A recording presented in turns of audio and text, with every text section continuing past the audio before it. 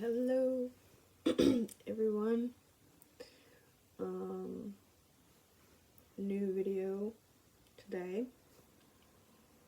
Um, last, I don't know when I made that video, but the last video was a bit less structured because I'm making a lot of changes in my life. And it hasn't always been easy to keep up with those changes, but I think the important part is to keep going and committing to these changes, even if they are uncomfortable and challenging.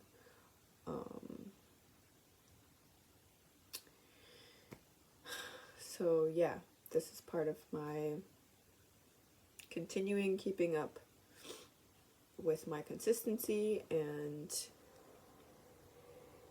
sharing. In today's topic, I wanted to touch on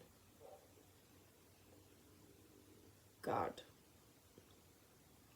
My relationship with God, how it's transformed, my origin stories of how God came to be in my life, and yeah, because I didn't grow up religious. I was never really in church unless my grandfather and my aunt took me to church every once in a while. It wasn't anything serious. My mom, I grew up with a single mom, and honestly, I don't think she ever had time, even if she wanted to, and I don't think she wanted to. She just had other things going on. So, yeah, my relationship with God has transformed. When I was a little kid, I was obsessed with the story of Adam and Eve.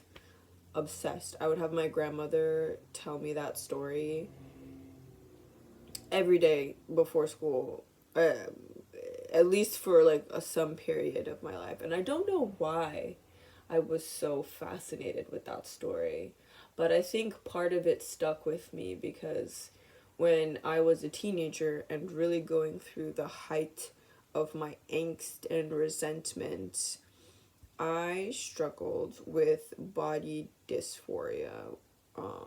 And this was like 2009. So it was kind of before the whole trans movement really like blew up and became cool.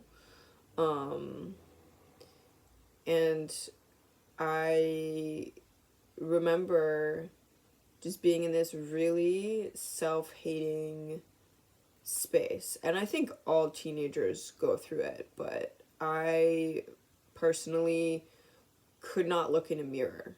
Like, I would cover my mirrors with a towel, and I just had a really negative relationship with my body. I felt like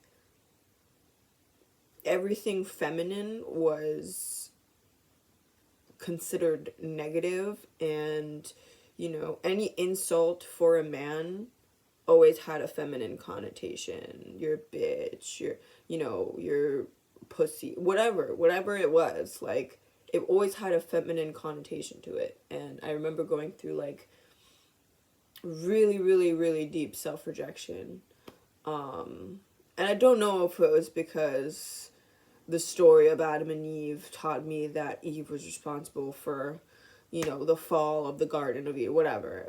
I still have not read the Bible, and I don't really plan to. I've never really read any religious texts personally. I just find that God personally speaks through me everywhere and in everything, and especially animals and nature, and through people and my life. I went through really, really, really dark periods of my life where I did not understand or even conceive how I would get out of certain things. And something there would be like a breakthrough, and I'm like incredibly humbled because it was beyond me. That was the thing that like switched it for me, was understanding that I'm not I'm not solely responsible for my life. I am, um on a big scale, I am, but on an even bigger scale, there is something co-creating with me. And when I was really deep in, I used to steal, I used to be a really, I wouldn't say not good person, I would say lost person. I didn't see meaning to life. I didn't, like, there was, I grew up, I didn't really grow up with a relationship with God. And when I was a teenager, it made me more atheist. Like, it made me more, just prone to being like, there's no reason for anything.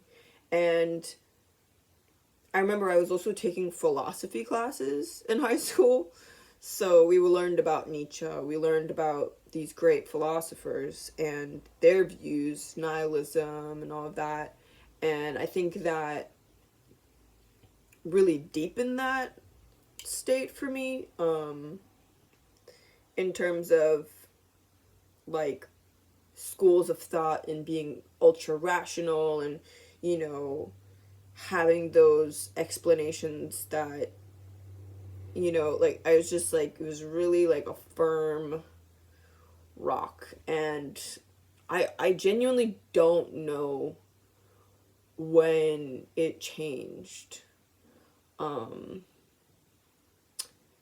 People say they have spiritual awakenings and stuff like that, and I honestly can't tell you the first time or when that happened for me. Like, I don't remember when I was guided towards the path that I'm on. Um, but I think I always wanted to believe that there was something out there. And then once I started seeing proof of that, just like, again, different scenarios in my life that you maybe be like, there's no way I would have gotten out of this if, like, something didn't throw me a lifeline. You know what I mean? Um, yeah, so my relationship looks different, and I think it is a personal relationship. Like, God, creator, universe, I called it universe for a long time. I didn't really like attributing it to a man in the sky and like all this stuff. And I have a bunch of poetry about, you know this sky father other who has abandoned their kids, and like now it's mimicked in society's men who like don't take responsibility for their kids. Because I grew up without a father, and I watched something a long time ago that said like, oh, your soul is so strong that I didn't need a father, but like would have helped, and now I have a different relationship, and I don't mind so much attributing father to God, because like I said, like, I didn't grow up with a father. So to have this sort of benevolent way of looking at this like all father has helped me and healed me a lot. And now I do have a relationship with my father, and we're close now. He can talk to me because I'm an adult, and like we have that sort of rapport, which is nice. Because a lot of people who grow up with their family, or their mother or father, they still see them as that little kid forever, and that can be really hard to grapple with as you're trying to like expand. But because I got to know my dad as an adult, we can have adult conversations, and so I'm really thankful for that. And also my relationship to prayer, like, I used to pray to God to die when I was a teenager. I was just like, please, God, let this end. I was like, if this is my life forever, I don't want it anymore. And kind of glad that he didn't. Answer those prayers. I knew that, or I feel that, you know, we make prayers from emotional places, and we can sometimes think that's what we want. And time again, Creator God has showed me, you may think you want something, but what you really need is something else. And that has been honestly really confusing to work with, because I sometimes get the opposite of what I want, and I'm like, okay, that's something we gotta work through. But yeah, in that instance, I'm glad that, that didn't happen, and though that, God could see that, like, 13, 14-year-old confused and unhappy kid, and kind of be like, it will pass, and I'm grateful that it did pass. And the relationship that I have now is like, when I was doing all of this crazy gnarly stuff, stealing and all of that, like, life was hard. Life was really hard for me. I would get instant karma. I really feel like I was born to heal a lot of the karma from my ancestors. But at the same time, I can overcome it, and I can also gain more than they've ever gained, because I'm willing to do the hard work of being a better person.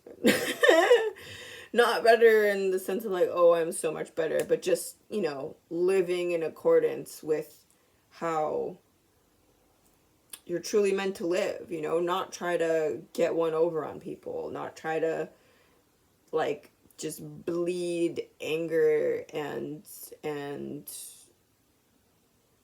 don't even want to say negativity, but just, like, not niceness, not kindness, the things that, like, harming instead of healing. I feel like I've really come far in my journey with myself, accepting myself, forgiving myself, and forgiving others, and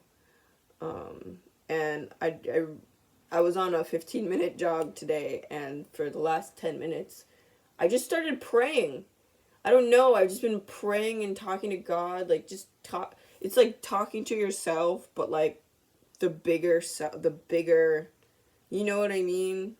The grand scheme of it versus the tiny little thing we think we focus on, and that we are.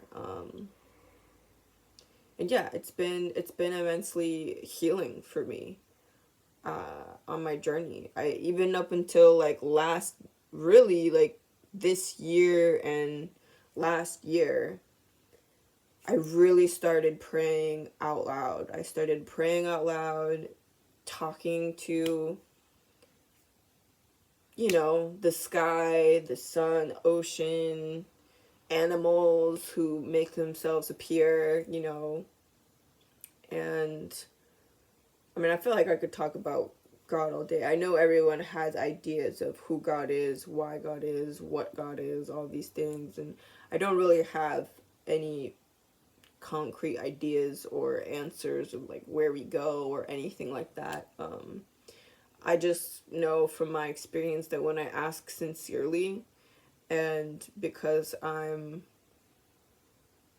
now doing things for myself that God wants of me, not smoking, taking care of my health, working out, like, there's just certain things that I'm doing that I feel Creator God is like stoked on, because it's been a long time coming.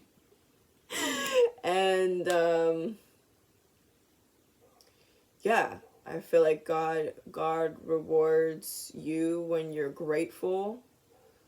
Yesterday, it was a solar eclipse, and I was told not to manifest. So instead, I'm just walking around my house, cleaning things, just saying what I'm grateful for all the abundance I have in my life and all these things. And all of a sudden, I find 3 bags of wild rice. And I'm like, whose bags of who? Nobody's buying this but me.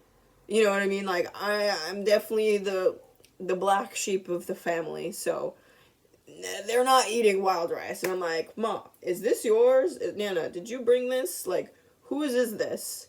And they're like, no, it's not mine. I'm like, so this is mine, and I didn't even know it was here. So just being grateful from the abundance I had literally gave me more abundance that I already had, but I wasn't even aware of. So it's just like that kind of stuff, you know? Um, I know this is kind of all over the place, but it ties in. It all makes sense at some point, I think. So yeah, things like that just help solidify this relationship I have with God. It's not from a book, it's not from, other people telling you what to think or anything like that. It's purely from my direct experience as I'm communicating and something is communicating back with me. And it feels good. It feels like a good, well-intentioned thing, because I used to steal stuff and then bad things would happen. And now that I'm not doing any of that anymore, good things are happening. So it's to me, it feels like a benefic,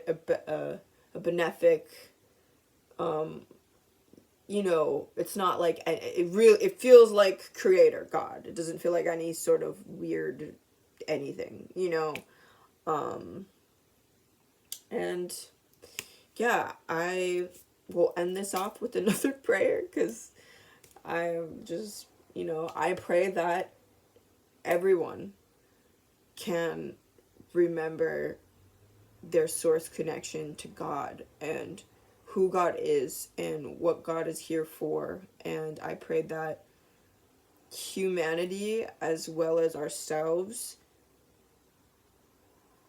have faith and trust that we will be okay. We will be more than okay. We will be thriving.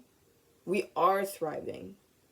And I pray that, like, everyone at some point in their lives, like, stops running and stops chasing for a moment, just to, like, look around at all of the abundance that they've been able to cultivate.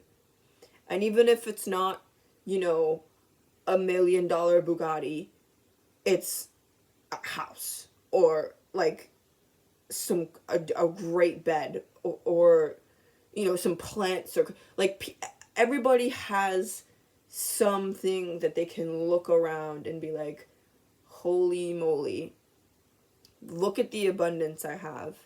So I pray that we always remain in gratitude for what we have, and that we have the confidence as human beings, that we have the confidence to step into God's design for us, what we're truly meant to do, how we're truly meant to walk. I pray that everyone, remembers that fundamentally they came from a really loving source. And even if life has thrown some really hard challenges,